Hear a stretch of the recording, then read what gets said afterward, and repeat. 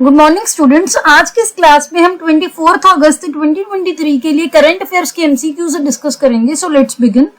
The first question is recently the initiative Bharat NCAP has been launched, what is its objective. हाल ही में Bharat NCAP नाम का initiative launch हुआ है, उसका क्या ऑब्जेक्टिव है। ऑप्शन ए है to enhance the car safety standards को बढ़ाना।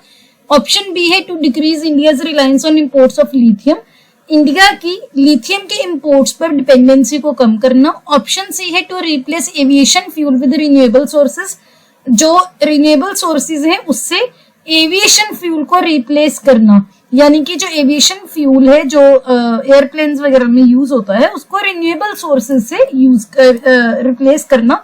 एंड ऑप्शन डी है मेड इन इंडिया स्मार्टफोन्स के एक्सपोर्ट्स को बढ़ाना।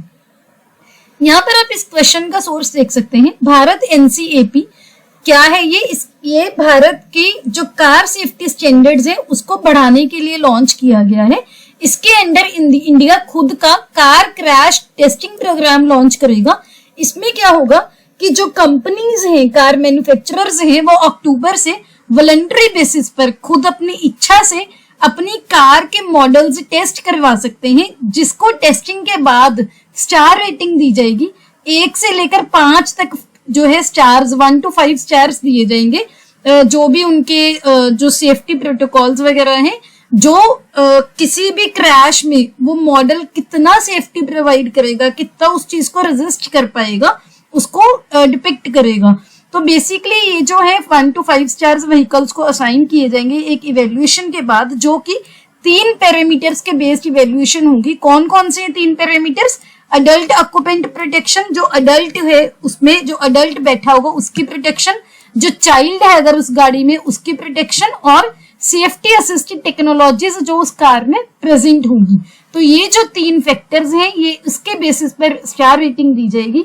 बहुत इंपॉर्टेंट जो ये जो पॉइंट है बहुत इंपॉर्टेंट है, ध्यान रखना है। जो भारत एनसीएपी है इसकी फुल फॉर्म क्या है? Bharat new car assessment program, जो कि एक प्रोजेक्ट है। तो इसमें क्या है कि एक global new car assessment program है, ग्लोबल एनसीएपी, जो कि टुवर्ड्स जीरो फाउंडेशन का एक प्रोजेक्ट है। Towards zero foundation UK registered charity है, जो कि यूनाइटेड नेशन का जो मोटर व्हीकल सेफ्टी स्टैंडर्ड्स है उसकी दुनिया में हर जगह अडॉप्शन को प्रमोट करता है, कि हर कंट्री को यूनाइटेड नेशन के मोटर व्हीकल सेफ्टी स्टैंडर्ड्स को प्रमोट करना चाहिए। तो बेसिकली ये है जो टुवर्ड्स जीरो फाउंडेशन का प्रोजेक्ट है, उसी के बेसिस पर ये भारत एनसीएपी लॉन्च किया गया है। ये जो न्यू प्रोग्राम है ये पैसेंजर व्हीकल्स पर एप्लीकेबल होगा, जहां पर जिस गाड़ी की 8 सीट से ज्यादा नहीं होगी और 9th जो सीट है वो ड्राइवर की अलग से होगी, और उसका जो ग्रॉस वेट है 3500 किलो से ज्यादा नहीं हो सकता।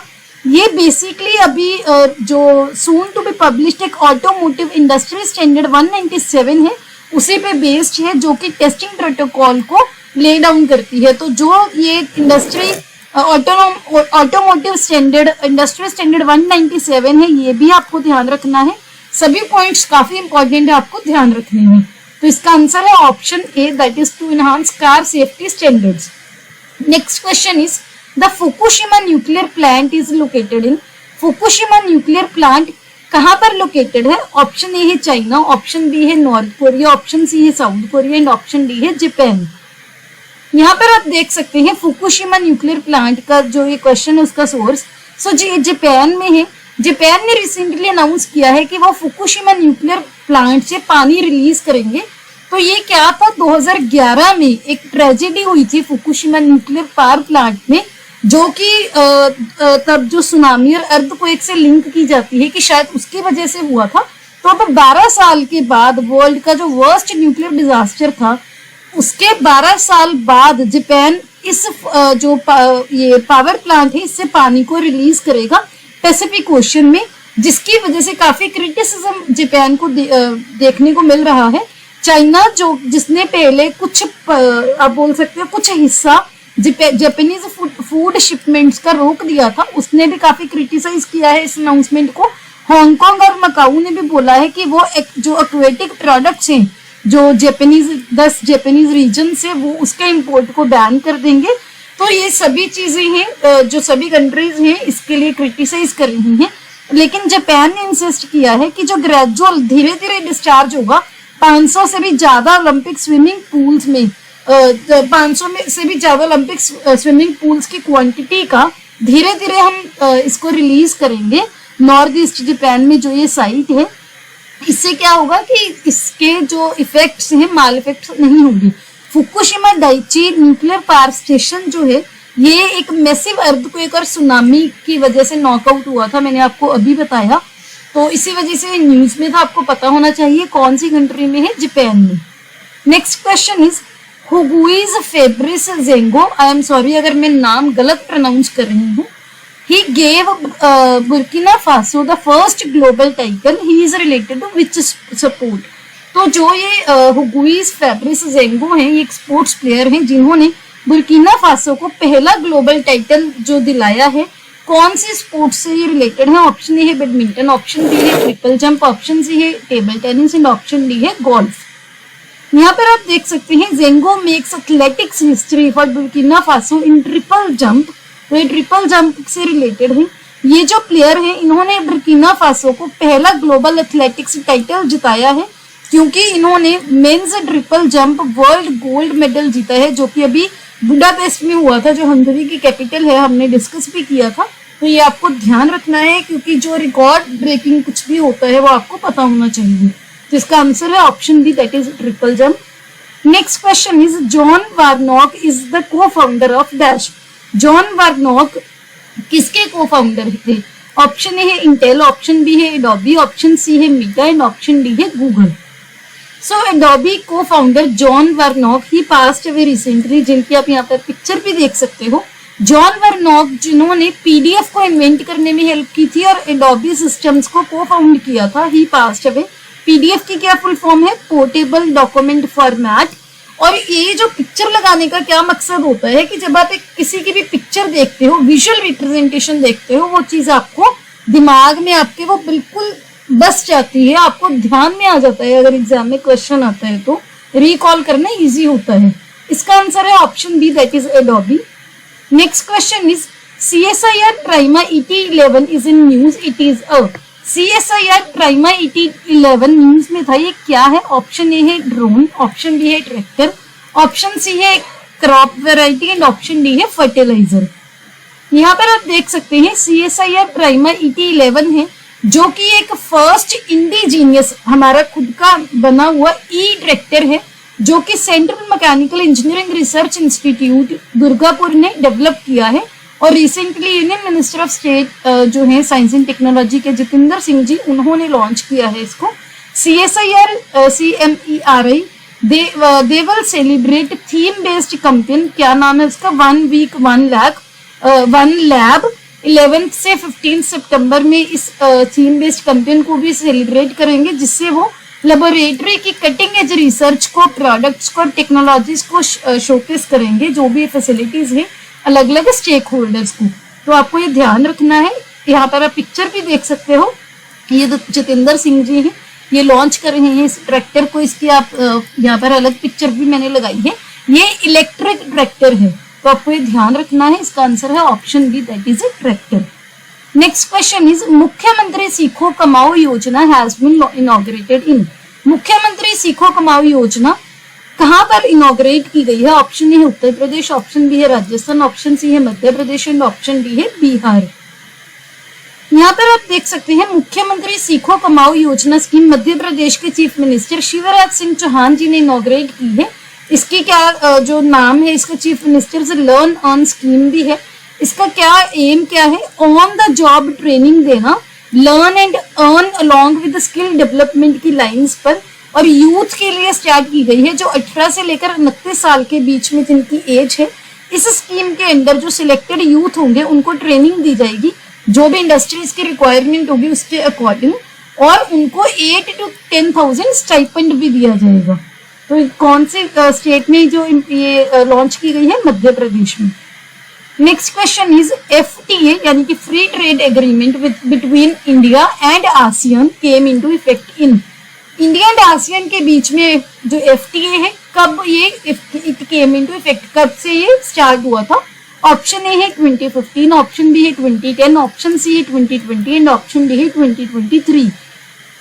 यहाँ पर आप देख सकते हैं India and ASEAN they agree to review the FTA by 2025। ये जो FTA है ये 2010 में जो है इट केम इनटू इफेक्ट और ये साइन हुआ था 2009 में और 2010 से इम्प्लीमेंट हुआ था। इसको रिव्यू करने के लिए इंडिया और आसियान ने जो एग्री किया है 2025 तक वो करेंगे। इंडिया एंड आसियान कंट्रीज ने एक एग्रीमेंट किया है कि वो अपने एग्जिस्टिंग फ्री ट्रेड पैक्ट को रीइवेल्युएट करेंगे। इसका एम क्या है कि जो अभी ट्रेड इम्बैलेंसेस हैं, डिस्पैरिटीज हैं दोनों पार्टीज में, उसको ये एड्रेस करेंगे, उसको सॉल्व करेंगे। दोनों कंट्रीज ने जो ये डिसाइड किया है यही है कि दोनों कंट्रीज के बीच में ये ट्रेड इम्बैलेंसेस हम उसको ठीक कर सकें और इससे दोनों का ही फायदा होगा। ज्वाइंट कमेटी है आसियान इंडिया ट्रेड की इन गुड्स एग्रीमेंट, जिसको इन शॉर्ट AITIGA बोला जाता है। ये 2009 में साइन हुई थी एंड 1 जनवरी 2010 से लागू हुई थी।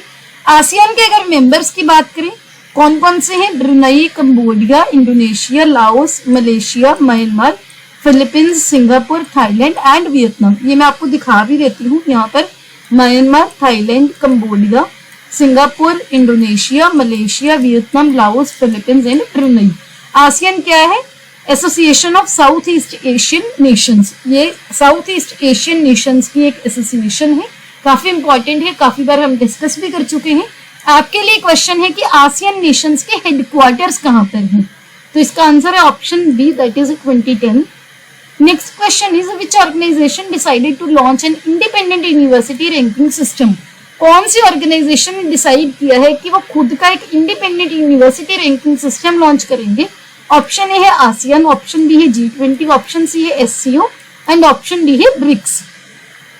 यहाँ पर आप देख सकते हैं ये ब्रिक्स की जो इस बार की 15 समिट है, ये उसका एक पोस्टर है।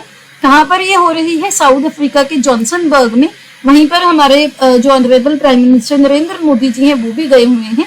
और ब्रिक्स के कौन कौन से मेंबर हैं? Brazil, Russia, India, China and south Africa. और ब्राजील के 15th जो समिट है यहाँ पर एजुकेशन मिनिस्टर्स ने डिसाइड किया है कि वो खुद का इंडिपेंडेंट यूनिवर्सिटी रैंकिंग सिस्टम एक लॉन्च करेंगे। ये जो नया इनिशिएटिव है इसका एम क्या होगा? एक comprehensive and unbiased data. Unbiased data होता है जहां पर कोई भी घपला नहीं किया जाता है, किसी एक पर्टिकुलर चीज में फेवर नहीं किया गया, तो उसको ये इनकम्पास करेंगे। जो भी शॉर्ट कमिंग्स हैं करंट रैंकिंग्स की, जो भी कमियां हैं उसको रेक्टिफाई करेंगे, जो जिसकी वजह से काफी क्रिटिसिज्म देखने को मिल रहा है।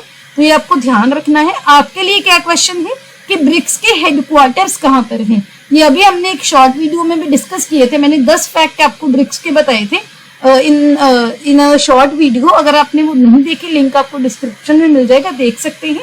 अगर आपको पता है तो इसका हेडक्वार्टर आपको कमेंट में बताना है, नहीं पता तो शॉर्ट वीडियो देखकर उसके बाद आपको कमेंट में जो है कमेंट करना है। तो इसका आंसर है option D, that is BRICS. Next question is the 9th Commonwealth parliament association, जिसको इन शॉर्ट CPA बोला जाता है, India region conference was held in. अभी 9वीं Commonwealth parliament association India region की कॉन्फ्रेंस हुई है कहाँ पर? ऑप्शन ए है न्यू दिल्ली, ऑप्शन बी है मुंबई, ऑप्शन सी है उदयपुर एंड ऑप्शन डी है बेंगलुरु। तो यहाँ पर आप देख सकते हैं 9th Indian reason conference of the Commonwealth parliamentary association Udaipur में हुई है, जिसका इनॉग्रेशन हमारे लोकसभा के स्पीकर श्री ओम बिरला जी ने किया है। इस बार का इसका थीम क्या था? Strengthening democracy and good governance in the digital age. Commonwealth parliamentary association क्या है? इसको पहले एम्पायर पार्लियामेंट्री एसोसिएशन के नाम से जाना जाता था। ये एक ऐसी ऑर्गेनाइजेशन है जो कॉमनवेल्थ नेशंस में गुड गवर्नेंस को, डेमोक्रेसी को और ह्यूमन राइट्स को सपोर्ट करती है। 1911 में इसकी स्थापना हुई थी और इसके हेडक्वार्टर्स है यूके के लंदन में। तो इसका आंसर है option C, that is Udaipur.